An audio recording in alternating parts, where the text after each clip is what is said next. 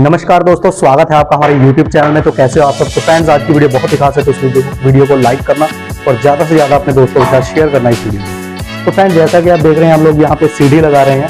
तो अभी चौकी वाली जो स्टेप है वो लगाने वाले हैं। तो कैसे लगाई जाती है अभी इसके बारे में बताने वाला हूँ। जैसा कि आप स्टेप देख रहे हैं, वो ग्रेनाइट का बना हुआ है, डबल मोल्डिंग है, बीच में 2 सूत की वाइट पट्टी है और जो राइजर है वो टाइल की हम लोग यूज़ कर रहे हैं। राइजर की जगह पे हम लोग ग्रेनाइट नहीं बल्कि टाइल लगा रहे हैं।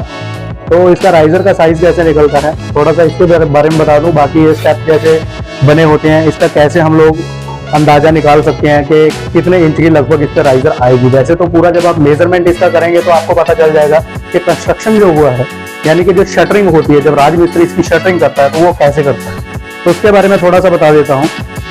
राजमिस्त्री की शटरिंग करने का जो सिस्टम होता है वो ऐसा होता है जैसे कि 10 इंच की ये लंबाई है, जैसे ये 10-10 इंच के स्टेप है। अभी थोड़ा बहुत कम ज़्यादा इसलिए क्योंकि ये बजरी के बना हुआ है। तो जब फट्टी चलती है या गुरमाला चलता है या करनी से जब प्लेन कर रहा होता है राजमिस्त्री, तो थोड़ी बहुत बजरी जो है ऊपर नीचे, थोड़ा बहुत कहीं ना कहीं ऊपर नीचे हो जाती है। इसलिए जब हम लोग एग्जैक्ट नापते हैं तो वो पूरा कैलकुलेशन में नहीं आता। तो इसको समझने का एक ही तरीका है, जैसे 10-10 इंच के सारे अड्डे हैं, ठीक है। ये थोड़ा पीछे गया हुआ है, ये शटरिंग में ये थोड़ी प्रॉब्लम आई होगी।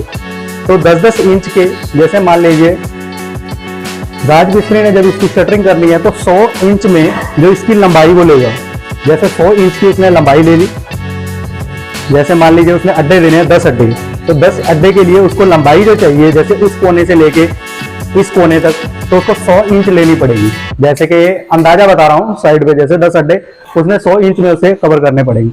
और उसकी हाइट जो होगी, अगर वो 8 इंच की राइजर रख रहा है, 8 इंच की राइजर मतलब राइजर का साइज जो स्टेप है जो ऊंचा रखना है उसमें, अगर वो 8 इंच के हिसाब से रख रहा है तो 80 बाई 100 इंच का, यानी कि 80 इंच बाई 100 इंच का जो है वो स्केल लेकर चलेगा एक तरह का। जैसे कि मान लीजिए मेजरमेंट में 100 इंच है और हाइट में जो है वो 80 इंच है। अगर 7 इंच का राइजर है तो हाइट जो है वो 70 इंच होगी।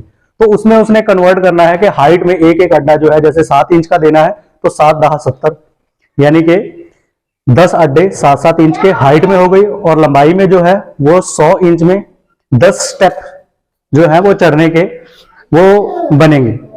तो इस हिसाब से हमें पता चलता है कि 10 इंच का उसकी लंबाई है और उसके बाद में हाइट जो है वो मान लीजिए अभी 7 इंच की है। तो इस हिसाब से हमें पता चल जाएगा। अगर थोड़ी बहुत कम ज्यादा हो सकता है, ये थोड़ा बहुत बजरी जो डालने के वक्त ऊपर नीचे हुआ हो, तो इसको समझना जरूरी है कि कंस्ट्रक्शन इस पे जो है वो शटरिंग किस तरह से हुई होगी। अगर आपने शटरिंग को समझ लिया तो राइजर का साइज निकालना आपके लिए बहुत ही ज्यादा आसान हो जाएगा। जो मार्बल या ग्रेनाइट हम लोग लगाते हैं या टाइल हम लोग लगाते हैं, तो उसका हमें क्या देखना पड़ता है। जैसे मान लीजिए वो तो जो मैंने बताया है शटरिंग करने के लिए है, लेकिन जब हमें मार्बल ग्रेनाइट जब लगाना होता है तो 10 इंच का जो स्टेप होता है उसको हम 11, 11.5 इंच तक, 11.25 या 11.5 इंच तक जो है वो हमें अड्डा काटना होता है। जैसा कि अभी हम देख रहे हैं यहाँ पे ये 11 इंच का है, तो ये 11-11 इंच के अड्डे जो है वो कटे हुए हैं, क्योंकि इस पे ज्यादा मार्जिन तो लगेगा नहीं। टाइल का जो है इसके ऊपर राइजर आ रहा है। अगर ग्रेनाइट लगता तो ये 11.5 या 11.25 पे भी सेटिंग कर सकते हैं। तो 10 इंच पे इसका जो है ग्रेनाइट कट के स्टेप नहीं आएगा, उसका हमें 1 इंच फालतू लेके चलना पड़ेगा मोल्डिंग के लिए। और नीचे जो इसके राइजर आ रही है ताकि इसकी टक्कर जो है वो बढ़िया दिखे। उसके बाद में जैसे हमें पूरा इंच निकालना होता है, जैसे 70 इंच हो गया, 70 इंच में हमें ग्रेनाइट लगाना है। हाइट में 70 इंच में स्टेप बने हुए हैं 7-7 इंच के 10, तो उसका हमें हाइट निकालने के लिए सीधा तो हम लोग 70 इंच का पट्टा जो है वो काट के सीधा 10 हिस्सों में उसको तो लगा नहीं सकते। तो उसके लिए जो है ये चीजें हमें माइनस करनी पड़ेंगी, क्योंकि पूरा 70 इंच का जो है वो पूरा पट्टा नहीं आएगा, बीच बीच में से ये कटेगा ही कटेगा। तो ये मोटाई जो है, जैसे 3 अड्डों की 3 इंच हो गई, या मान लीजिए 3.5 इंच हो गई, वो तीनों अड्डे आप एक साथ रख के उसको जो है वो माइनस कर सकते हो। या 10 अड्डे हैं, 10 इंच हो गई तो 10 इंच माइनस कर देना है, तो वो 60 इंच हो जाएगा। 70 का 60 इंच हो जाएगा। तो 60 इंच को जो है वो आपने डिवाइड कर देना है 10 से।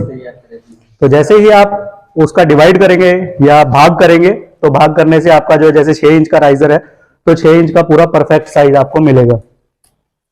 और जो इसकी जो लेंथ है वो आपको 11 या 11.5 इंच पे आप रख के सेटिंग कर सकते हैं। अगर ग्रेनाइट लग रहा है तो आपको जो है वो 11.5 इंच पे इसको काटना है। अगर जैसे ये लग रही है, टाइल लग रही है, तो आप इसको 11 पे भी सेटिंग करके लगा सकते हैं। तो इसकी शुरुआत करने के लिए जो है वो अड्डे हम पहले ही काट लेते हैं। राइजर का जो काम होता है वो बाद में होता है। अभी आप देख सकते हैं जैसा कि यहाँ पे हमने इसकी मोल्डिंग बनाई हुई है, इसकी बाद में भी मोल्डिंग बनेगी, थोड़ी जो फिनिशिंग होगी। अभी नॉर्मल जो है 2-3 बत्तियां हम लोग लगा रहे हैं। तो अभी बाहर मैं आपको दिखा देता हूं। तो फ्रेंड्स, अगर किसी ने वाइब्रेटर खरीदना हो तो वाइब्रेटर भी आप खरीद सकते हो। और हमने ये मशीन एक ग्रेनाइट काटने के लिए बनाई हुई है, अपने काम के लिए। तो इससे पूरा ग्रेनाइट सीधा कटता है, टाइल बिल्कुल सीधा कटती है, पूरा ज्वाइंट बिल्कुल फेस टू फेस मिलता है। तो इसी से हम लोग जो है राइजर काट रहे हैं, स्टेप काट रहे हैं। और यहाँ पे आप देख सकते हैं बाहर की तरफ हमारा ग्रेनाइट का जो स्टेप का जो है वो मोल्डिंग भी हो रहा है। और जो इसका जो फर्स्ट हम लोग ब्लेड लगाते हैं उसका पूरा जो है यहाँ पे काम किया जा रहा है। आगे फिनिशिंग वाली जो लास्ट बत्तियां होंगी वो हम लोग बाद में लगाएंगे।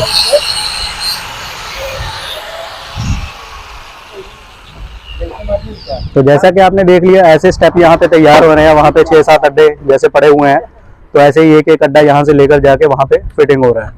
और साइड पे जो आप देख रहे हैं वो तिरछा ऐसा पड़ा हुआ है जो पीस, वो चौकी पे लगने वाला है।